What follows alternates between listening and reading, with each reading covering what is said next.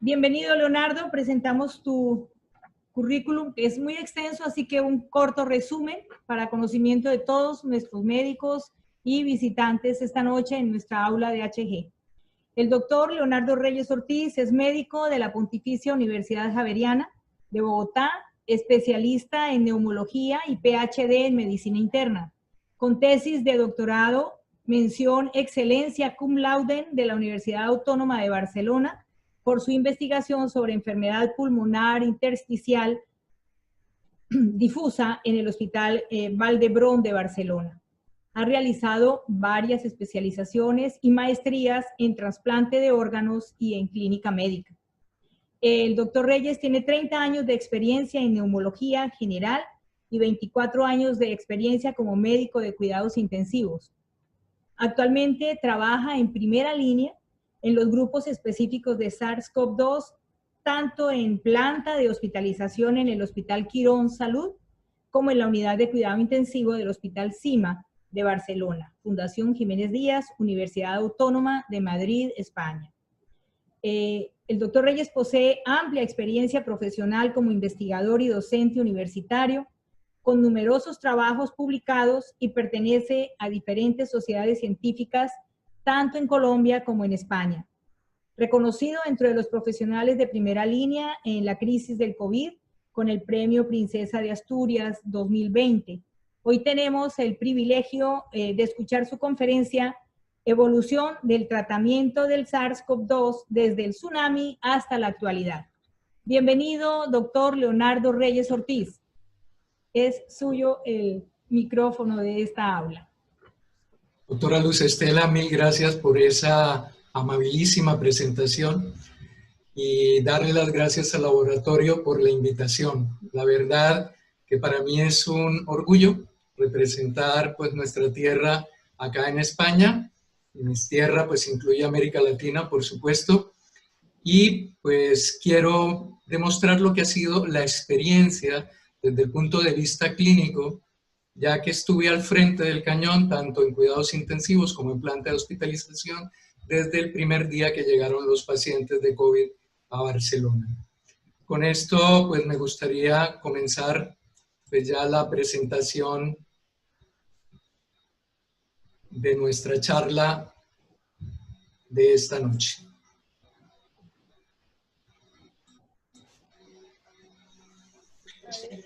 Bueno, la charla, pues como ha dicho la doctora Luz Estela, es la evolución del tratamiento en la pandemia del SARS-CoV, desde lo que denominamos el tsunami, que fue la llegada masiva de pacientes que inundaron las plantas de hospitalización y que inundaron las unidades de cuidado intensivo en toda España. Aquí hay algunas fotos que me muestran en diversos momentos del tsunami. Estas primeras fotos fue el primer día en que llegaron los pacientes a mi primera unidad de cuidados intensivos, en donde estábamos muy poco preparados. Tuvimos que utilizar algunas batas de plástico que construimos nosotros mismos. Posteriormente fueron mejorando pues todos los servicios de atención, seguridad, hasta llegar a la última unidad de cuidado intensivo en donde estoy trabajando, donde ya se contaba con todos los servicios.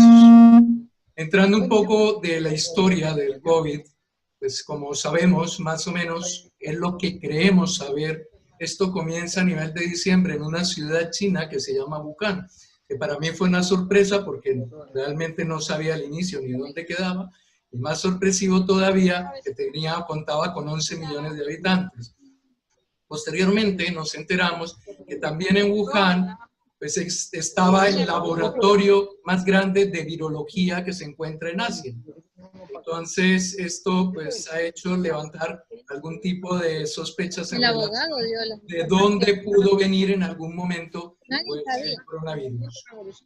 Este virus, llamado así coronavirus por las espigas a las cuales se pega a las células que tienen forma de corona, pues se conoce desde hace muchísimos años que puede causar enfermedad dentro de los humanos.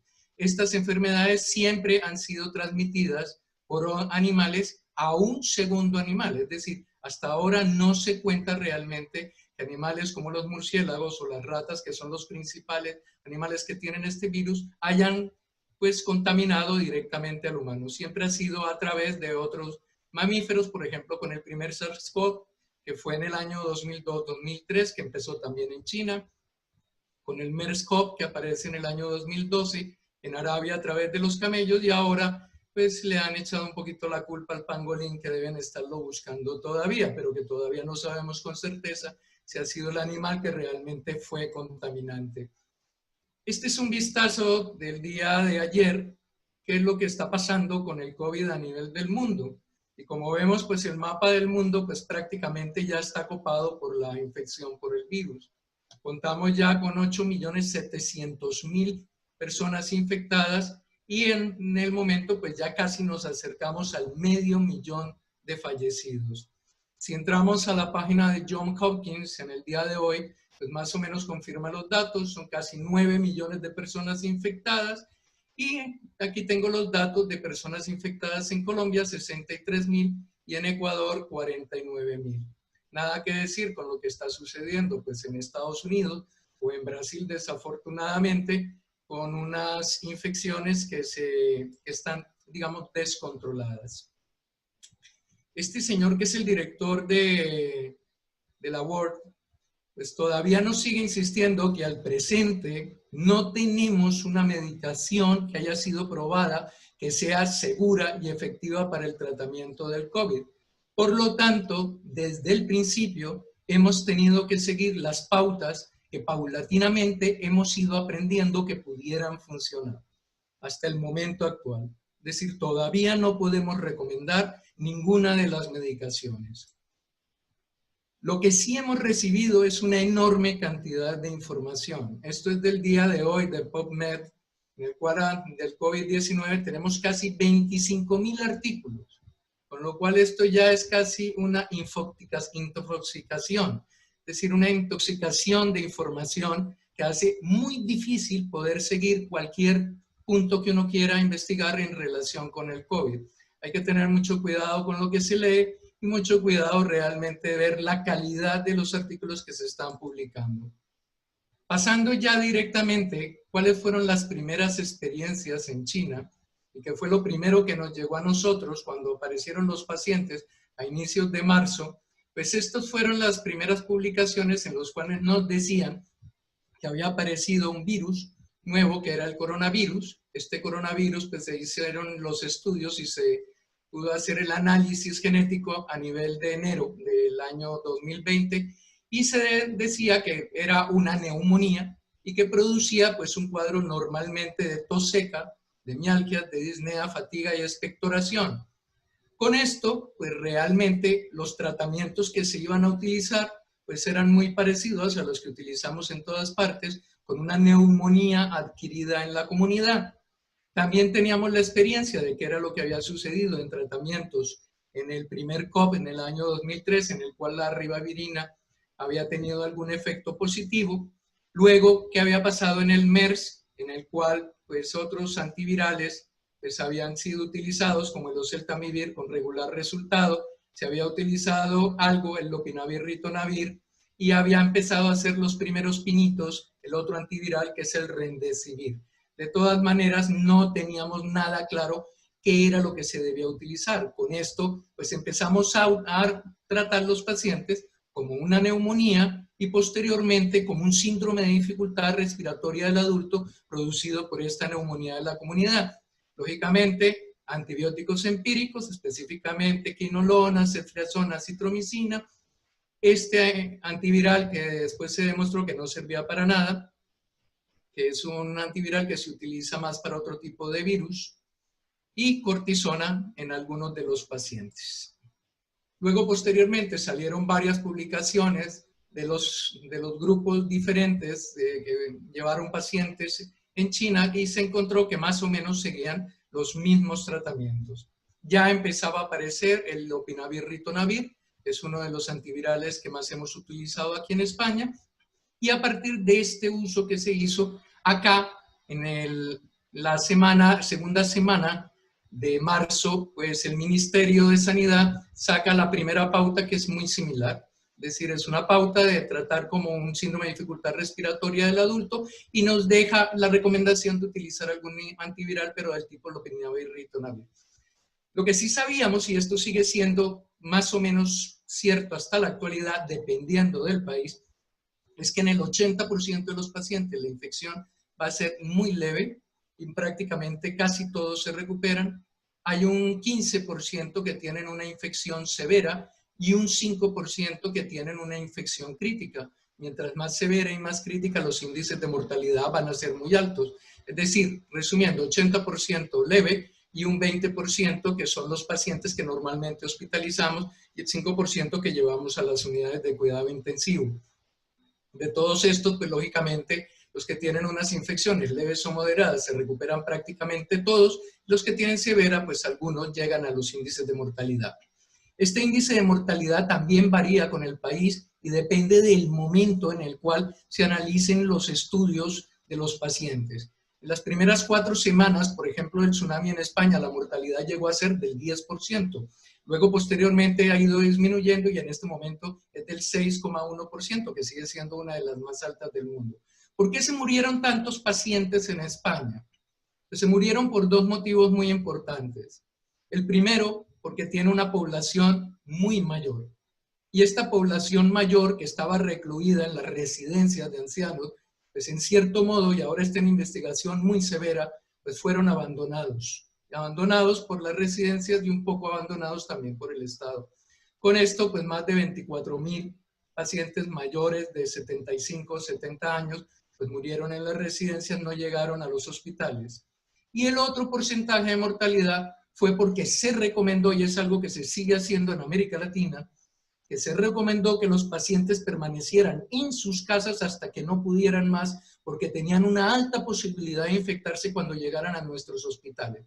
La verdad es que las primeras 4 semanas estábamos saturados, no sabemos qué hacer. Se aumentaron las camas de cuidados intensivos hasta en 4 veces, se aumentaron las camas de hospitalización, pero a partir de la 4ª semana, los servicios de urgencias permanecieron prácticamente vacíos. Eran muy pocos los pacientes, los que llegaban directamente a las plantas de hospitalización y los pacientes que tenían enfermedades comunes pues no iban a los hospitales por el miedo a infectarse. Creo que es algo que sigue siendo recurrente en América Latina y es algo que hay que combatir. Es decir, no se puede dejar a los pacientes en casa a su propia evolución y recuperación. Ya lo hablaré más adelante qué tendremos que hacer para evitar estos índices de mortalidad.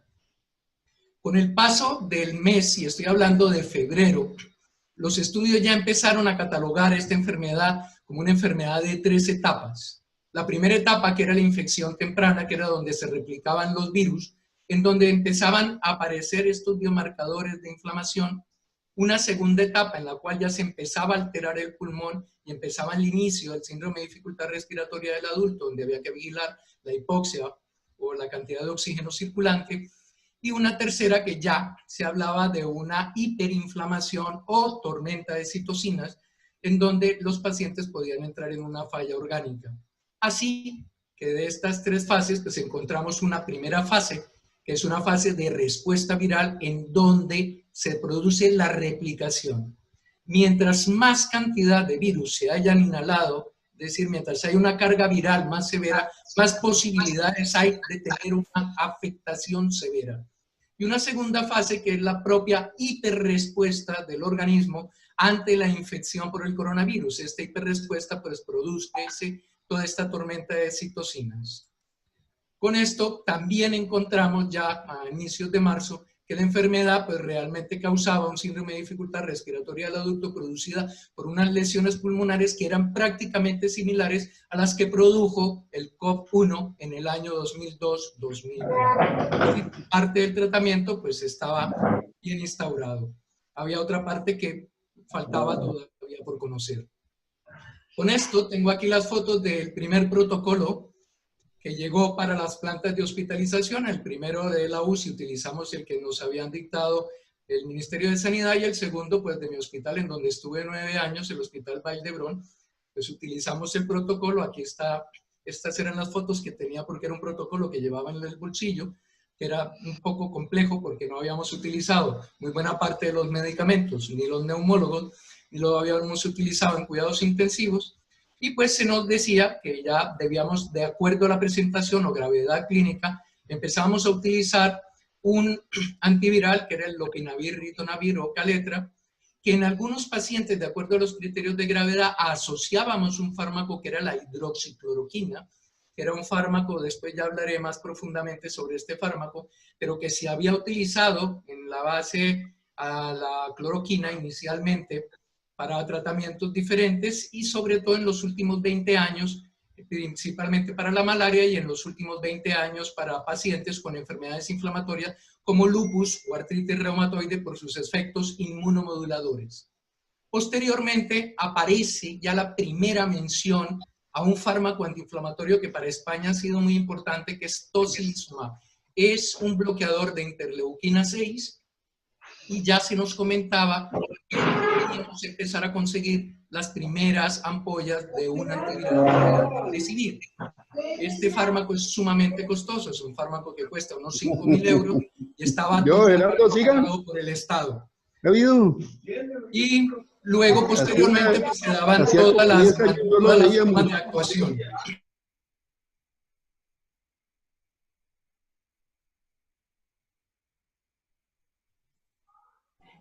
Disculpe, Leonardo, ¿puedes tú mismo reiniciar? Porque te estoy reiniciando el audio y no... Por favor, ¿puedes reiniciar el audio, Leonardo?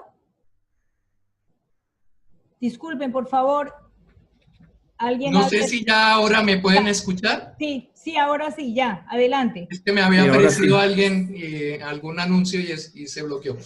Pues este protocolo que salió del Valle Brón más o menos se distribuyó de maneras más o menos similares en el resto de España. Aquí tengo un resumen, que fue un resumen bastante importante y fácil de entender de lo que eran las fases. En el Hospital Ramón y Cajal de Madrid, más o menos era en un póster muy pequeño, que nos servía también para llevar en el bolsillo, más o menos todas las apariciones desde el punto de vista clínico, desde el punto de vista radiológico y los tratamientos que estábamos instaurados. Igualmente, en el Hospital de la Fe de Valencia, pues aparecen ya también los mismos protocolos en los cuales ya hay 4 grados de severidad, desde la infección leve hasta las neumonías severas con síndrome de dificultad respiratoria del adulto, y en donde se habla ya de la combinación de hidroxicloroquina con acitromicina o lopinavir-ritonavir. Y esto más o menos fue nuestro caballito de batalla. Este es un protocolo del Hospital Clínica junto con el Hospital Vall d'Hebron de Barcelona. Han sido 2 de los hospitales más importantes en investigación y en clínica de España durante los últimos 10 años. Y más o menos, como pueden ver, a partir de enfermedades moderadas respiratorias, ya utilizábamos estos 3 fármacos en fases iniciales: el Caletra, el Dolquine y la acitromicina. Posteriormente, de acuerdo a la severidad, podíamos asociar el Remdesivir o los pacientes que estaban en tormenta inflamatoria. Comenzamos a utilizar con muchísima más frecuencia tocilizumab solo o asociado a cortisona, a corticosteroides. El Hospital Clínic hizo un protocolo basado en un estudio de inteligencia artificial. Ellos tienen un grupo de investigación muy potente y a través de este estudio de inteligencia artificial pudieron tener a todos los 1.100 pacientes que tuvieron hospitalizados prácticamente en el momento. Y con esto sabían qué pacientes tenían fases inflamatorias agudas, a qué pacientes se les podían administrar o se debían administrar tanto el tocilizumab como otro nuevo bloqueador de interleuquina, pero esta vez de interleuquina 1, que es el anakinra. Y ellos empezaron a utilizar, junto con la FE, anakinra, que es un bloqueador que es más barato que el tocilizumab y que en la cadena de inflamación de las interleuquinas, pues la interleuquina 1 bloqueada también intenta bloquear la interleuquina 6. Con esto estuvimos más o menos tranquilos hasta mediados del mes de mayo. Lógicamente, ya empezamos a ver que los pacientes con la asociación de lopinavir-ritonavir, con acitromicina y con dolquine, pues realmente algunos podían tener una prolongación del QT dentro del electrocardiograma. Por lo tanto, todos los pacientes que estaban con este tratamiento se les hacía obligatoriamente un electrocardiograma. Se les medía el QT en fase inicial y se les medía un QT a las 48 horas. Tenían que ir a consulta cardiológica y se hacía un seguimiento. Esto que hicimos nos demostró que podíamos evitar las arritmias y que podíamos evitar los efectos colaterales cardiológicos que después tanto han hablado en el mundo en relación con estudios que están todavía por demostrar. Igualmente se empezaron a utilizar inmunoglobulinas en algunos de los hospitales como la FE de Valencia con mejores o regulares resultados. Finalmente, a mediados de marzo, nosotros comenzamos a ver dentro de los pacientes que tenían una gran facilidad para tener trombos en las piernas, trombos en los brazos, tromboembolismos pulmonares, y empezamos a ver algo que llamábamos una fase procoagulante. Tal vez una de las primeras personas que habló en Colombia de la aparición de estos trombos, pues fui yo, que envié pues los protocolos establecidos que ya empezábamos a utilizar de anticoagulación, que fue más o menos hacia el 16 de marzo, y hablaba de unos estudios de autopsias que se habían realizado en Italia. Como habían en ese momento, salían tantos estudios de investigación que no tenían base científica, pues no se creyó mucho en estas autopsias, pero sí, están publicadas. Hay 2 series de autopsias publicadas, yo pude conseguir una de ellas, en donde se encontraba que más del 80% de los pacientes tenían facilidad de realizar trombos, y no solamente trombos sencillos, sino tromboembolismos masivos, ictus también cerebrales de carácter isquémico, todo secundario al proceso procoagulante.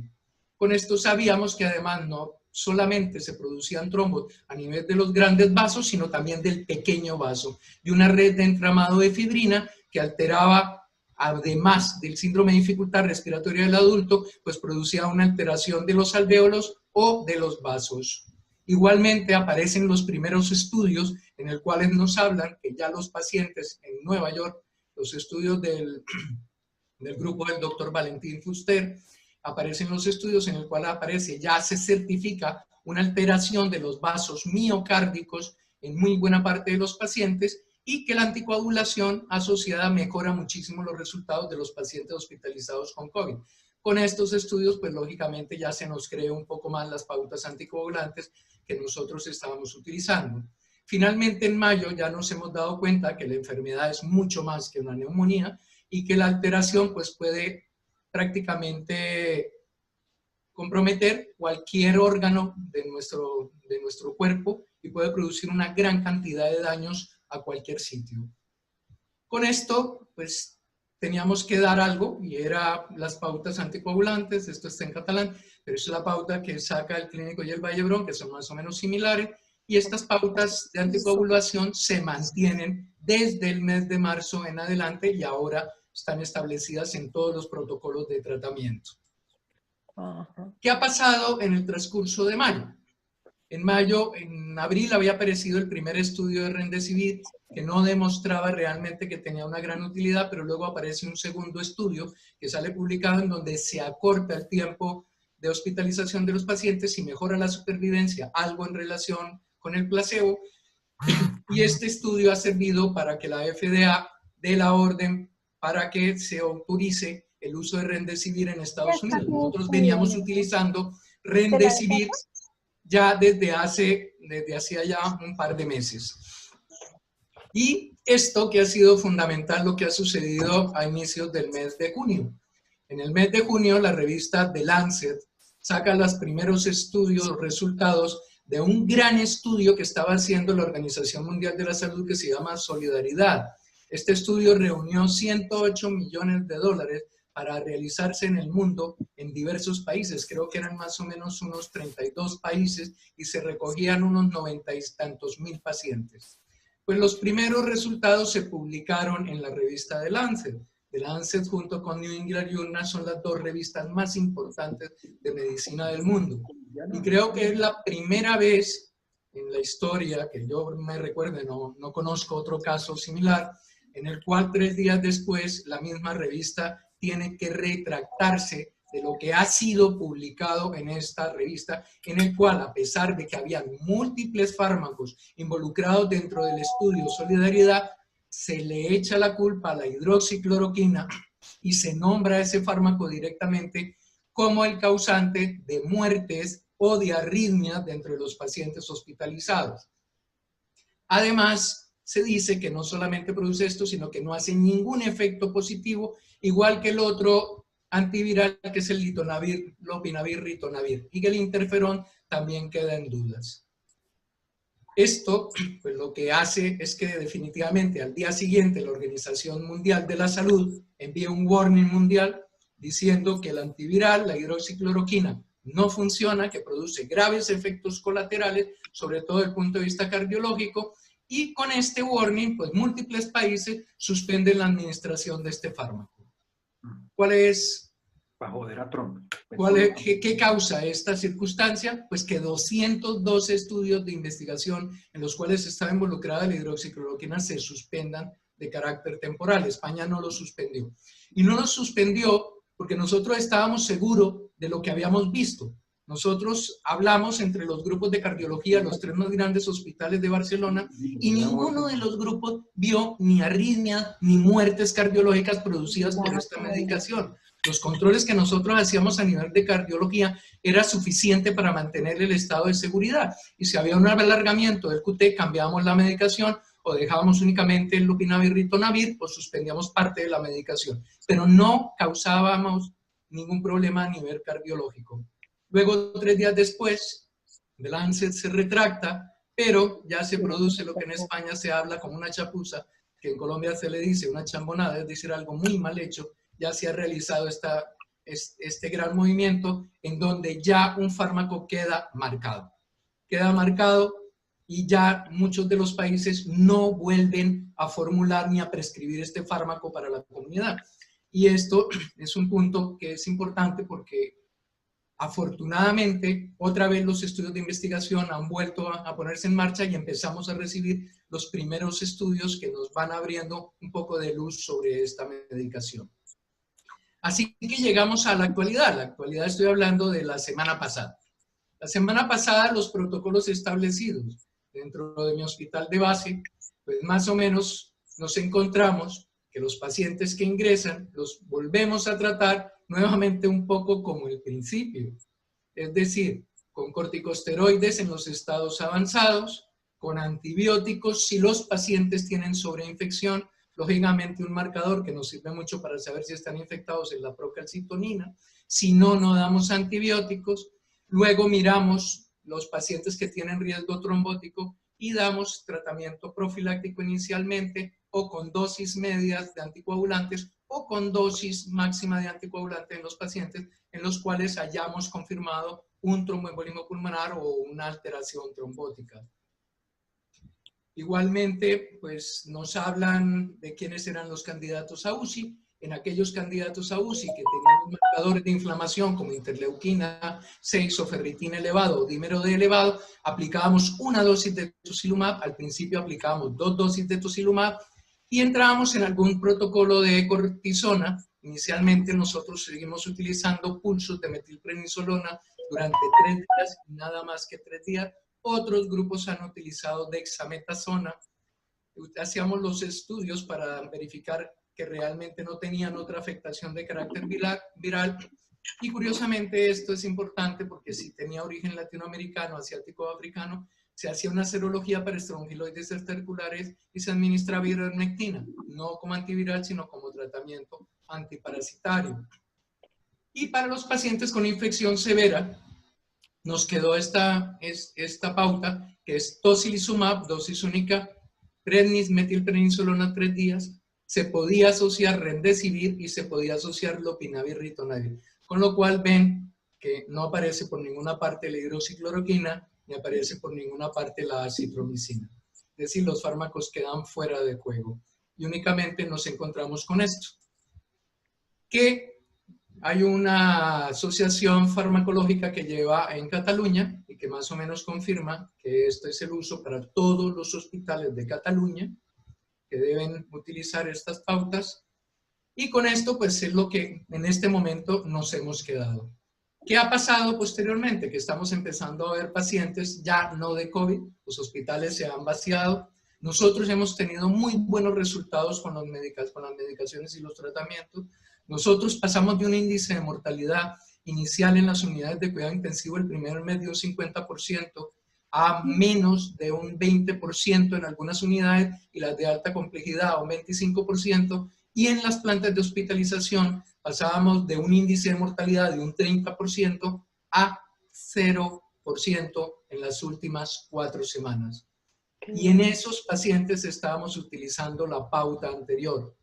Entonces, queda esa duda de por qué, si nosotros estábamos teniendo tan buenos resultados, a partir de un warning hemos tenido que cambiar.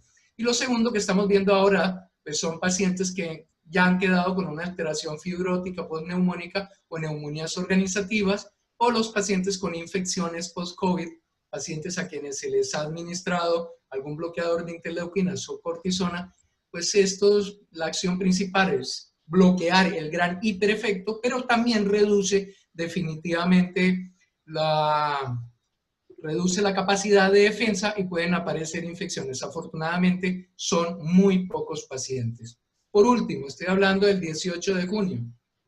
Aparece un nuevo documento técnico del manejo del COVID en atención hospitalaria en España, donde prácticamente no se habla nada nuevo. Aparecen los soportes específicamente cuando se necesite ECMO, que es en algunos hospitales que tienen estos equipos. Vallebrón tiene 9 ECMOs, por ejemplo, utilizando permanentemente. Y nuevamente damos tratamientos empíricos para neumonía adquirida en la comunidad. Y aquí hablamos de que a algunos pacientes se les da tratamiento específico antiviral y otros no se les debe dar tratamiento sintomático, sino únicamente tratamiento sintomático. Es decir, hemos vuelto a quedar en una situación en donde no sabemos muy bien para dónde vamos a ir. Se insiste en que todos los tratamientos deben ser recogidos en estudios de investigación. Lógicamente nosotros tenemos en España 46 estudios de investigación en marcha, de los cuales 15 son solo de hidroxicloroquina, seguimos utilizando de hidroxicloroquina, pero es muy difícil dar este tipo de tratamientos, y específicamente en lo que queremos hacer en el futuro. Y estos son los medicamentos que el Ministerio de Sanidad ha certificado que se pueden utilizar en España. Aprovechando pues esta tabla de medicamentos, voy a entrar un poco, a hacer un poquito de resumen de cada uno de ellos y de ver la situación actual realmente de cada medicamento. Lo que sí sabemos es que en los estados iniciales tenemos que utilizar antivirales, y es lo que estamos tratando de hacerlo de forma precoz y de forma potente.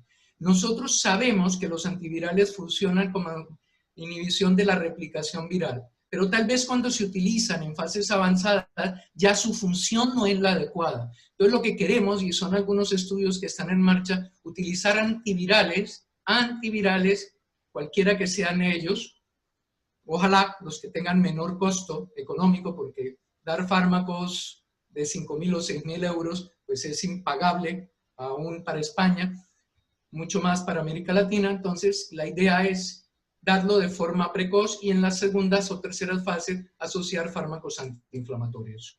Aquí están más o menos las imágenes en cada uno donde funcionan. No es el motivo de la charla, sino el que lo quiera pues ya más o menos sabe que puede conseguir a nivel intracelular o extracelular donde actúa cada uno de los medicamentos. Lo que sí he revisado, y esto es también de este fin de semana, en el clinicaltrials.gov, que es donde están todos los estudios de investigación que se realizan y que están certificados, pues encontramos que en este momento van en marcha 2.188 estudios, de los cuales son controlados 1.237.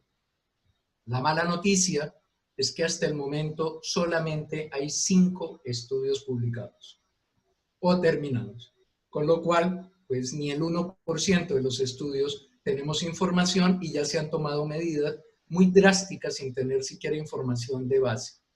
Esperemos que se puedan continuar. Hay dificultades para continuar la mayoría de los estudios porque en los países van disminuyendo. En Europa, afortunadamente, en la mayoría de ellos ya van disminuyendo los pacientes COVID.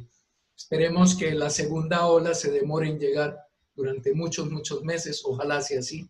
Ojalá el comportamiento de la gente, aunque estoy un poco preocupado por este último fin de semana, ¿no? De ver la gente en la playa, un poco parecido a lo que sucedió en Colombia el viernes, pero esto no ha sido en supermercados, sino en la playa. Entonces, definitivamente necesitamos esa responsabilidad individual que nos ayude también a mantener un poco apartado el virus. Con esto ya quiero entrar en la parte, digamos, final de la charla. ¿Cuáles son los medicamentos antivirales? Vuelvo nuevamente. Punto de batalla, hidroxicloroquina.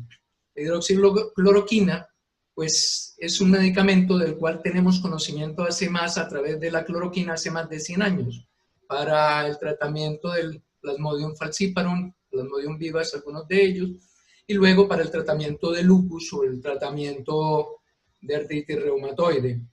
Hay 15 estudios que están en marcha en este momento en España y faltan por concluir. ¿Cuántos estudios hay en este momento marcados en el Clinical Trials? Hay 200 estudios, de los cuales hay solamente 5 terminados. 5. Es decir, todavía nos falta la gran mayoría. Aunque en PubMed pues, aparecen 616 resultados de estudios que están apareciendo, algunos, la mayoría, no controlados, pero hay bastante información al respecto sobre la hidroxicloroquina. ¿Cómo funciona la hidroxicloroquina? Pues tiene 2 efectos beneficiosos realmente contra el virus.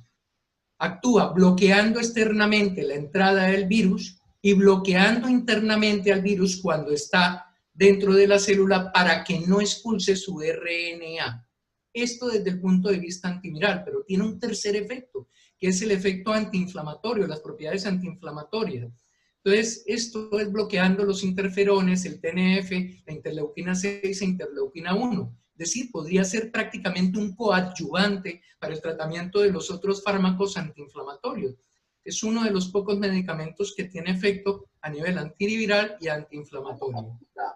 Aquí están los estudios en los cuales se confirma que decrece o disminuye la secreción de interleuquina 6 y de proteína C reactiva de los pacientes que se toman. Aquí está la actividad antiviral y este es el estudio de la controversia. El doctor Gautret de Francia publica este primer estudio del uso de hidroxicloroquina y acitromicina, en el cual se demuestra que en menos de 7 días la mayoría de los pacientes tienen una negativización del virus con los métodos de diagnóstico que son el PCR y una mejoría a nivel sintomático. En ese momento, y lo voy a decir si es posible, que un medicamento tenga un efecto político, pues desafortunadamente esto lo ha tenido, ¿no? El presidente Trump, pues, pone como caballito de batalla suyo para el tratamiento de la COVID, pues este estudio de investigación y lógicamente, pues era un estudio muy corto, que era un estudio que no tenía un grado de validez amplio y los otros partidarios, no de su grupo político, sino al contrario, pues aprovecharon esto para bloquear durante muchísimos meses el fármaco. Con esto, pues el warning de la Organización Mundial de la Salud pues ha hecho que nuevamente en Estados Unidos se haya bloqueado el uso, hace una semana, el uso de los estudios de investigación de hidroxicloroquina. Pero curioso, todavía en el día de hoy, en los vademecum, en ninguna parte aparece que este fármaco pueda producir alteraciones cardiológicas. En ninguna parte. Puede ser que los pacientes con el COVID que tienen una irritabilidad a nivel miocárdico pudieran tener algún tipo de arritmias, pero nosotros no lo hemos visto.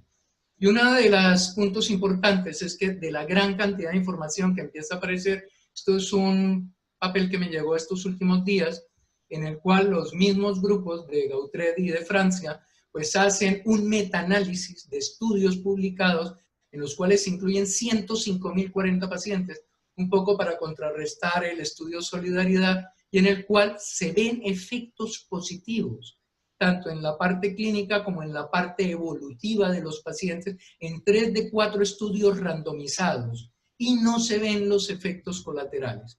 Con esto no estoy dando puntos ni a favor ni en contra, sino lo único es decir que lo que nos falta es información, como todo. Hacen falta que los estudios sean publicados. Ya hay 2 estudios españoles que están siendo publicados y que demuestran, por un lado, una efectividad en uno de los estudios, ningún efecto colateral, y en otro de los estudios un efecto menos evidente, pero tampoco se ven efectos colaterales.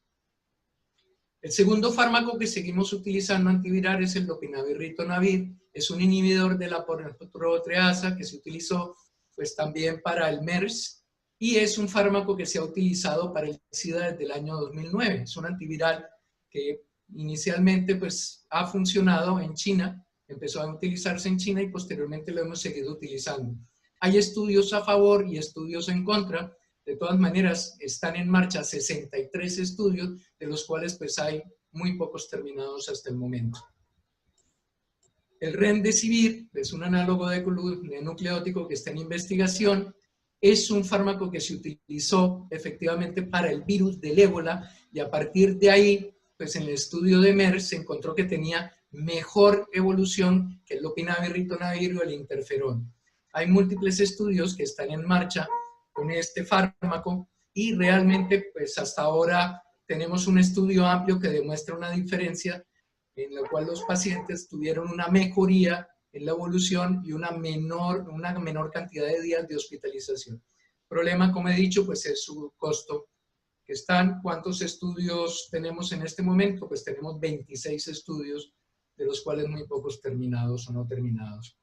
De todas maneras, pues ya el fármaco está aprobado por la FDA y siguen los estudios en marcha.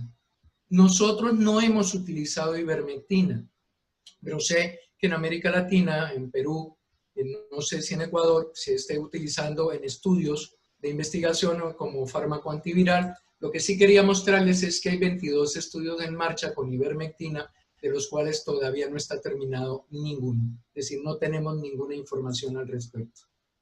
Ya desde el punto de vista antiinflamatorio, los fármacos que tenemos pues, son múltiples, iniciando por los corticosteroides, los inhibidores de interleuquina 6, inhibidores de interleuquina 1, los inhibidores de los JAK y algunos otros que también están utilizados. El caballito de batalla nuestro de los antiinflamatorios en España ha sido el tocilizumab, un bloqueador de interleuquina 6. Inicialmente dábamos 2 dosis con 24 horas de diferencia y ahora ya se sabe que con una sola dosis pues el efecto es suficiente para poder disminuir la hiperrespuesta de las citocinas. ¿Cuántos estudios tenemos? Son 48 que están en marcha y todavía no tenemos terminados, sino muy pocos. Tocilizumab, hay ya algunos estudios que están saliendo en los cuales pues, se ve una mejor supervivencia y una mejoría a nivel clínico. Falta, lógicamente, información, pero la sensación de la respuesta en nuestros pacientes ha sido buena, realmente buena.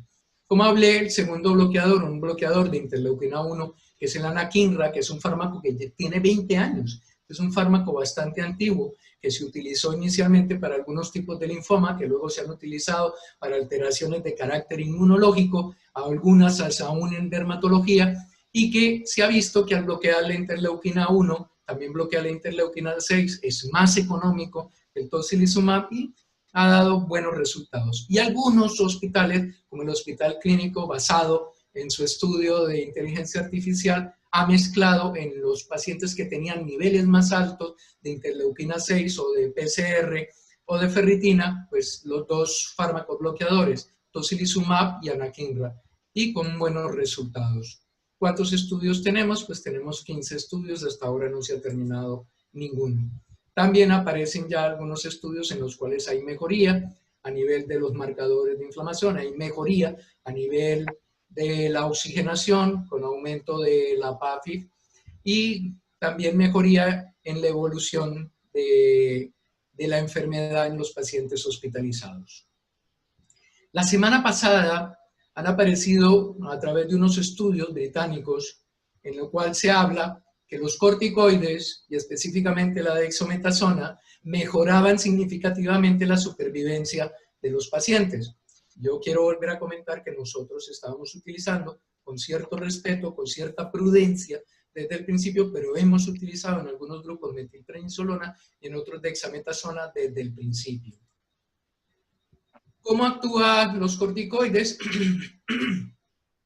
Pues era difícil poderlos utilizar porque cuando hacíamos un análisis de lo publicado en el síndrome de dificultad respiratoria del adulto, pues no llegábamos a tener un acuerdo global.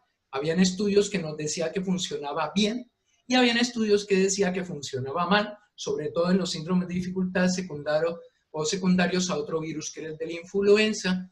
En algunos podía ser beneficioso, fue beneficioso en el SARS, en el primero, en el MERS, pero otros estudios decían que no tenían ningún efecto. Entonces, por eso dije, utilizamos con mucha prudencia desde el principio la cortisona o los pulsos de cortisona. Después, los resultados pues nos han demostrado que realmente mejora la supervivencia, pero en los pacientes que tienen ya una enfermedad avanzada, es decir, los pacientes que entran a las unidades de cuidado intensivo, tengan o no tengan ventilación mecánica, y gran cantidad de marcadores de inflamación. ¿Cuántos estudios tenemos de dexametasona en este momento en marcha? Pues solo 5, y hay unos 28 en relación con cortisona. Aquí están las utilizaciones que hacíamos nosotros en diversos hospitales y que seguimos utilizando: los pulsos de 3 días o los tratamientos con dexametasona de 5 días. Como ven, esto ha sido más o menos el desarrollo del tsunami, cómo empiezan a aparecer una gran cantidad de pacientes, y este es un estudio farmacológico que se ha hecho de cuáles han sido los fármacos más utilizados. Como ven, el pico del tsunami estuvo más o menos entre el 23 y el 29 de marzo, y a partir de ahí, pues fuimos mejorando, primero porque ya estábamos todos encerraditos en nuestras casas, 4 meses duramos encerrados hasta este fin de semana, y a partir de ahí también empezamos a encontrar una gran respuesta con nuestras pautas y nuestros tratamientos, hasta llegar a mayo, en donde ya la cantidad de fármacos que utilizábamos era muchísimo menor. Como ven, el más utilizado ha sido la hidroxicloroquina, segundo el tocilizumab, el lopinavir, ritonavir, y por último, muy poquito menos, el remdesivir. ¿Qué otros fármacos están? Los anti-JAK, que es el baricitinib, que se ha utilizado poco, pero que está dentro de algunas pautas de actuación. El interferón beta, también se ha utilizado interferón gamma, y están en pautas de investigación. Y por último, pues aquí están todos los fármacos que hemos utilizado, con las dosis y la duración y los efectos colaterales de cada uno que están dentro de las pautas para tener cuidado. ¿Qué hay para el futuro? Pues lo primero, lo que hemos hablado. Vamos a intentar frenar la evolución y desarrollo de la enfermedad por COVID. ¿Cómo la frenamos? En las fases iniciales. Cuando hablo de fases iniciales, estoy hablando de pacientes con PCR positivo, de cualquier edad que tengan comorbilidad. Esto está todavía por resolverse, pero para ahí vamos. Y segundo, para pacientes que no tienen comorbilidades, inicialmente se pensó mayores de 60 años, y en este momento ya estamos pensando en mayores de 50 años, porque cada vez estamos viendo gente más joven que está infectada por el virus. Entonces, lo que queremos es frenar la evolución para que no llegue esta fase inflamatoria, que es la fase donde los pacientes tienen que ser intubados o llevados a las unidades de cuidado intensivo. Parece lógico, ¿no? Parece lógico que si contamos realmente con fármacos que puedan inhibir la replicación viral y que lo podamos hacer al principio, pues lo podamos utilizar. Una gran campaña que se está haciendo acá en España es volver otra vez a la atención primaria. Como les comenté, las unidades de urgencia estuvieron vacías, los pacientes no asistían a los hospitales. Ahora que los hospitales están vacíos, ya vuelven los pacientes normales. Nuestras unidades de cuidado intensivo ya recibimos lo normal, los infartos, los ictus, las sepsis, etcétera, etcétera, están llenas otra vez, pero con los pacientes normales. Y todos los pacientes con sospecha de COVID han pasado a medicina primaria, a los centros de salud, a los centros de atención primaria. Y son los médicos de familia los que están encargándose de llevar estos pacientes con COVID. Punto importante. Cualquier paciente con cualquier sintomatología, y estoy hablando de cefalea, dolor de garganta, escalofríos, dolores musculares, tos, fiebre o dificultad respiratoria al final, todos estos pacientes deben pasar a primaria y hacerse una PCR. Si la PCR es positivo, la idea es frenar dentro de lo posible a estos pacientes. Lógicamente, no tenemos estudios de investigación para incluir tanta cantidad de personas, pero lo que estamos intentando es que se nos admita dar cierto tipo de tratamientos para poderlo frenar. Ahí estamos, en esta fase.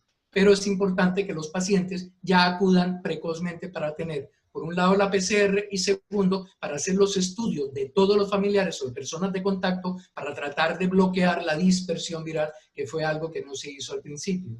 Un fármaco en la cual se tiene muchas esperanzas es un fármaco que bloquea una enzima que ayuda a que el virus se pegue a estos receptores AC2, que sabemos que son los receptores donde el virus entra dentro de las células y que se llama camostar.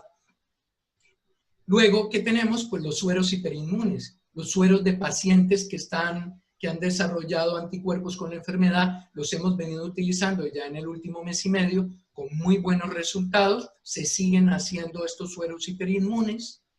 Tenemos la carrera de las vacunas, hay más o menos unos 14 laboratorios en el mundo que verdaderamente tienen la infraestructura suficiente necesaria para poder desarrollar las vacunas. La primera, como sabemos, es Oxford, es la primera que está en esta carrera de las vacunas.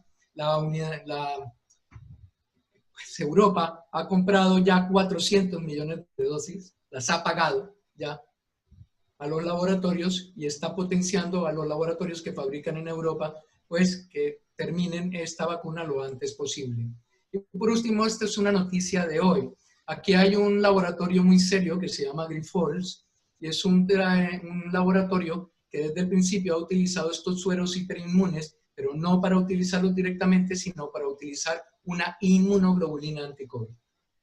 Y ya en el día de hoy aparece que a inicios de julio se empiezan los estudios con pacientes infectados con COVID con esta inmunoglobulina anti-COVID. Es un bloqueador y esto nos da pues grandes esperanzas de que podamos frenar el COVID en las fases iniciales. Por último, noticias que han salido. Se ha utilizado el computador más potente de Europa, que está localizado en Barcelona, que se llama Mare Nostrum. Se han analizado 700.000 moléculas para ver cuál sería la que mejor bloquea o puede llegar a bloquear el virus en fases iniciales o dentro de la evolución. E increíblemente, pues ha aparecido este fármaco que no tiene nada que ver, ni es un fármaco antiviral, es un fármaco que se utiliza para osteoporosis, raloxifeno, pero que el compuesto o la formación de su compuesto químico parece que pudiera funcionar para bloquear más efectivamente. Tendrían que abrirse nuevos estudios de investigación. Por último, este señor se los quería presentar, es Fernando Simón, es un señor que inicialmente cuando apareció el COVID nos ha salido en la televisión día por día para demostrarnos cómo iba el COVID, al principio con muchísimas dudas y con muchísimas falencias, porque realmente al principio se falló en España en hacer un control efectivo. El hombre entró muchísimo más joven, miren, esta es la última foto del sábado, el hombre ha dejado su vida aparte durante estos 119 días que llevamos con el COVID en España, y ha salido pues el estudio para decir que el grupo 0, los que tienen grupo sanguíneo 0 o O, no es que no vayan a tener el virus, porque ya la gente estaba diciendo que yo tengo grupo 0, no me va a dar, no, protege algo, da más un poco en los grupos A, pero nada más. Hay que definitivamente salirle al paso a todas estas noticias que salen permanente y día a día en relación con el COVID. Mientras tanto, pues el COVID, pues desafortunadamente se sigue extendiendo en el mundo. Esperemos que tengamos mayor información, que en los próximos 2 meses ya la información sea más seria, que podamos utilizar fármacos ya con más tranquilidad o que salgan nuevos fármacos que puedan frenar esta evolución.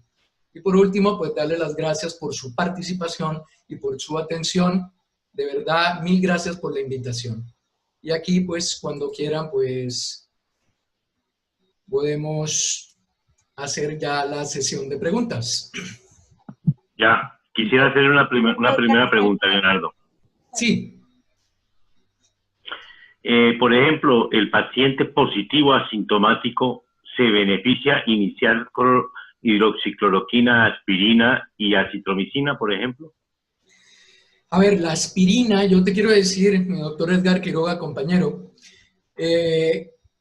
la aspirina no está comprobada que tenga un efecto dentro del COVID. Realmente los únicos estudios en los cuales aparece la aspirina, curiosamente, es en pediatría, en estos estados hiperinflamatorios que son muy similares a la enfermedad de Kawasaki, es donde se ha utilizado en algunos niños aspirina, pero en adultos en ninguno. Cuando yo le he preguntado a mis grupos de hematología, que ellos que saben más de todo este desarrollo de las fases procoagulantes o anticoagulantes que se producen dentro de la coagulación intravascular diseminada, que es la reacción que se produce en las fases infecciosas de virus y bacterias, pues ellos me dicen es que realmente la participación de la aspirina no está dentro de ninguna de las cadenas. Pero en pediatría pues parece que se está utilizando. Y en relación con los otros 2 fármacos, yo diría que se podrían utilizar, pero con la condición de que sea formulado por un médico, con la condición de que se realice un electrocardiograma previo y que se mida el QT y que estos pacientes pues tengan la posibilidad de seguir el control cardiológico. Listo, gracias. Gracias, Leonardo. Excelente tu presentación, muy completa y actual. Por favor, ¿Pero a qué hora? Por favor, silenciar micrófonos. Igual nosotros nos vamos antes de las 6. El hospedador. Había sido encargarlos temprano, Ronald Reyes. Enrique, silenciar a Melvi, a Jovi, por favor. Melvi. Ya fueron, pues. Enrique, por favor. Silenciar a Melvi, a Jovi, por favor.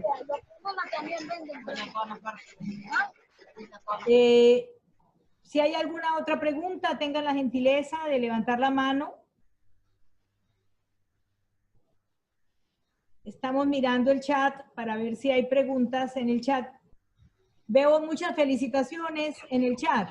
Más que preguntas, felicitaciones, estimado Leonardo.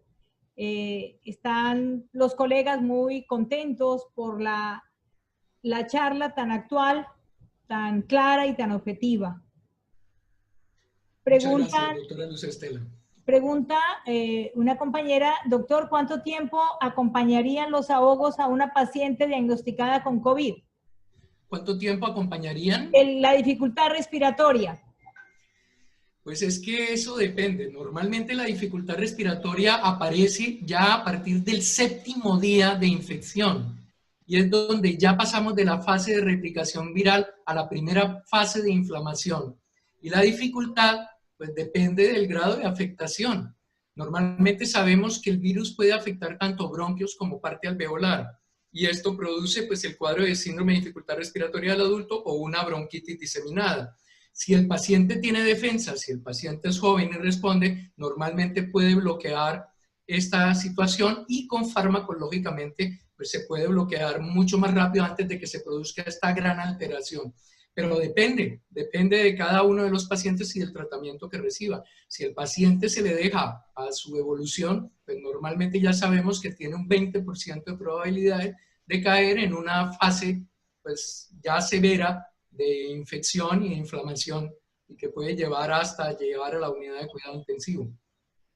Doctor, pregunta Marta Lucía, para el estado muy inicial en la casa, ¿cuál sería su sugerencia de manejo? ¿Esperar en casa 5 días como suelen ordenar o consultar tempranamente? Doctora Marta, mire, yo estoy sumamente preocupado por lo que está pasando en Colombia con los diagnósticos de la PCR. Nosotros aquí tenemos la PCR, el resultado a las 16 horas. Cuando se nos demora mucho tenemos el resultado a las 24 horas. Esto no nos permite empezar tratamientos de forma precoz. Como han visto, la fase inflamatoria empieza a partir del 7º día. Si nosotros recibimos una PCR entre el 7º y el 10º día y pensamos que la PCR puede ser positiva a partir del 2º o 3er día de contacto, pues ya hemos perdido 10 días de evolución de los pacientes. Entonces ya estamos dejando a los pacientes a su libre evolución sin ningún tipo de tratamiento. Realmente así las cosas no funcionan. Así lo que estamos haciendo es que los pacientes pues evolucionen con sus mecanismos de defensa naturales, pero estamos dejando a un 20% de los pacientes sin un tratamiento efectivo.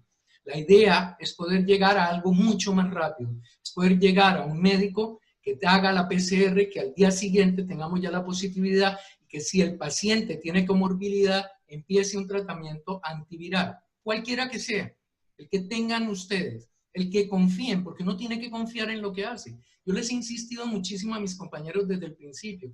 Nosotros confiamos en lo que hemos hecho porque estamos al pie de la cama. Nosotros hemos estado al pie del cañón desde el principio. Horas, de días, de noches, tanto en unidad de cuidados intensivos como en las plantas. Ya hemos visto cómo ha sido la evolución de estos pacientes.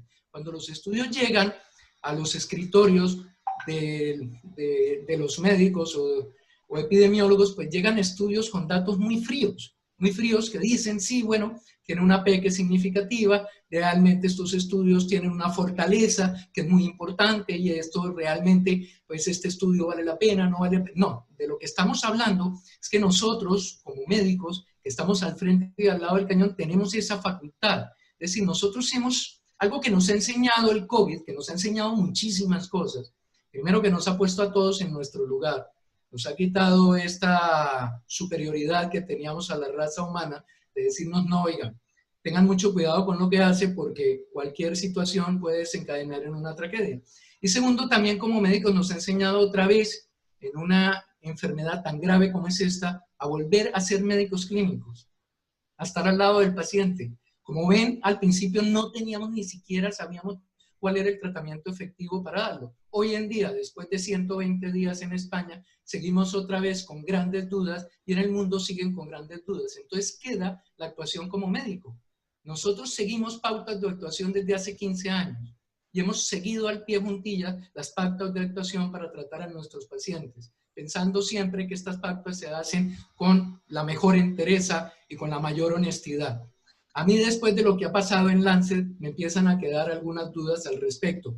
Realmente, si todas las guías de actuación no tienen algún tipo de pequeña, grande o muy grande manipulación para poder sacar fármacos o incluir fármacos de otro tipo. Con esto no quiero decir que se estén manipulando los estudios. Lo que necesitamos es más información, pero estar al lado de la cama de los pacientes y acompañar a los pacientes. Eso es el punto importante. Y se están demorando demasiado las pruebas de PCR. Muchísimo tiempo. Así no se puede frenar la infección. Gracias, Leonardo. Preguntan, doctor, ¿recomienda el uso profiláctico de hidroxicloroquina en personal de riesgo? Este es uno de los caballitos de batalla. Realmente nosotros estábamos muy esperanzados en un estudio multihospitalario que estaba haciéndose en España y que han salido los resultados esta semana, la última semana. Desafortunadamente los resultados no han sido positivos. Realmente cuando se hacen los grupos comparativos demuestra que la utilización de la hidroxicloroquina para prevenir no ha sido tan bueno como lo que nosotros pensábamos. Pero tengo 10 estudios más que han sido publicados en las últimas 2 semanas en el mundo, de los cuales tengo 6 estudios que me demuestran que son positivos, es decir, que sí han tenido muy buenos resultados en países como Malasia o en otros países, han tenido muy buenos resultados y nos falta realmente tener mayor cantidad de resultados para poder tener una evidencia. Algunos de los estudios han utilizado 200 miligramos al día de hidroxicloroquina, otros han utilizado 400 miligramos de hidroxicloroquina. Realmente algunos los han utilizado durante días consecutivos, otros los han utilizado por días intermedios. Es decir, no hay realmente una base ya firme para poder utilizarlo como bloqueador para prevenir la infección. Por eso yo hoy no lo podría recomendar. Preguntan 2 preguntas parecidas. ¿En qué momento del día se debe tomar la PCR? Si hay alguna especificación para que se la tome en algún momento especial. Realmente no hay un momento, una hora del día que sea mejor para tomar la PCR. Lo que sí es importante es que las personas que realicen la prueba la hagan adecuadamente, porque muchos de los problemas que hemos tenido con las PCRs es que salen negativas. Entonces dejamos pacientes que son positivos sin tratamiento y es por malas técnicas. Segundo, hay que saber que la sensibilidad de las pruebas de PCR, aunque han mejorado, algunas llegan al 80%, las pruebas que utilizábamos anteriormente de PCR, la sensibilidad y especificidad llegaban a veces al 50%. No estás oyendo lo que dicen acá. Discúlpame, por favor, bloquear a Claudia Díaz Granados, por favor. Claudia Díaz Granados, gracias. Discúlpame, por favor, Leonardo. Es que se disparó un micrófono.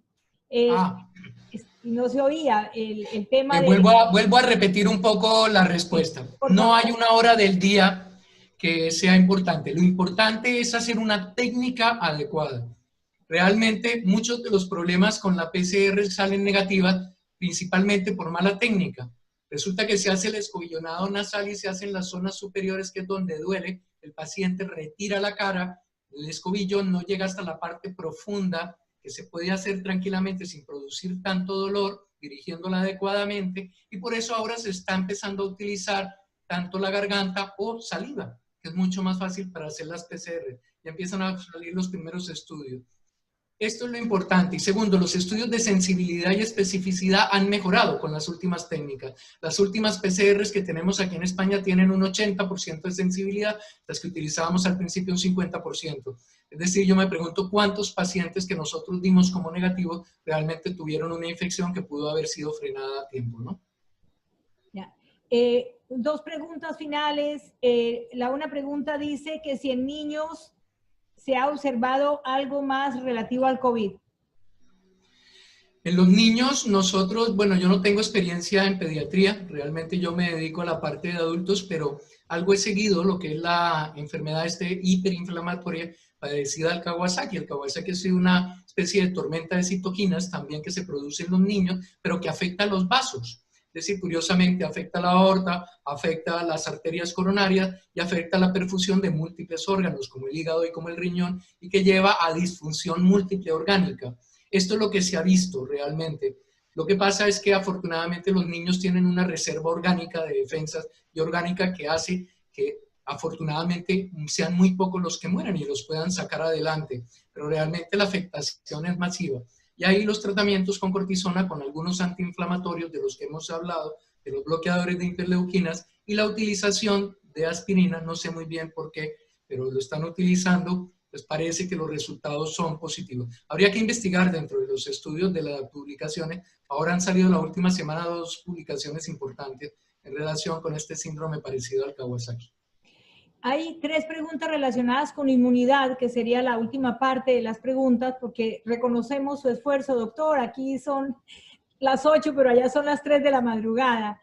Tienen que ver con inmunidad. Preguntan si repite, segundo, si es cierto que a los 3 meses se pierde la inmunidad, y tercero, que si se adquiere inmunidad. Son preguntas todas relacionadas con el mismo tema. Bueno, como muchos de ustedes saben, yo sufrí el COVID. Yo fui enfermo de COVID, tuve en un accidente dentro de cuidados intensivos una gran aspiración de una gran carga viral.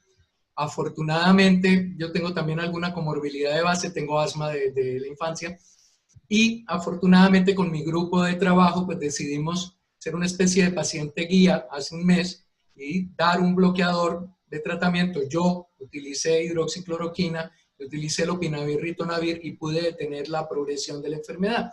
Con tan buena fortuna, posteriormente estaba supremamente feliz porque hacía anticuerpos y estos anticuerpos me protegían. Pero no paran de aparecer muy buenas noticias, digo irónicamente, en relación con el COVID.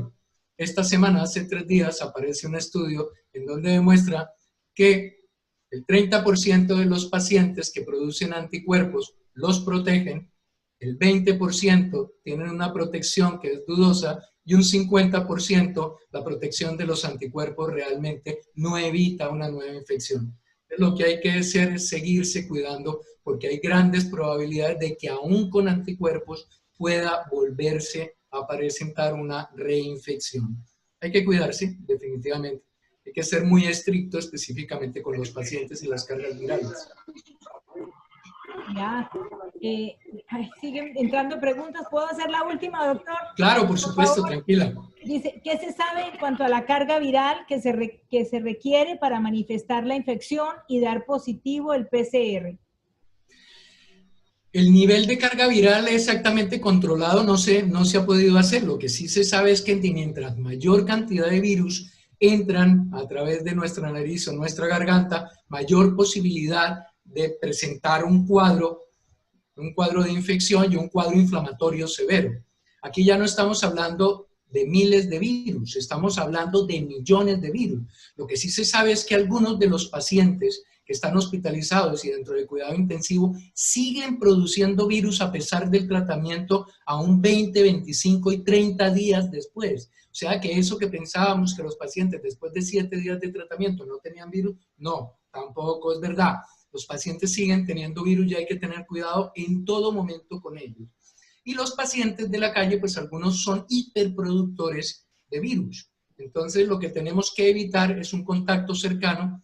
Realmente las grandes cargas virales se producen por contactos cercanos estrechos o que nos tosan muy cerca de la cara o ¿por qué murieron tantos compañeros, no? Murieron compañeros otorrinos o murieron compañeros que se acercaron, odontólogos que se acercaron mucho a la boca o a la cara de los pacientes. Esto es lo que tenemos que intentar evitar, definitivamente. Gracias, Leito. El resto de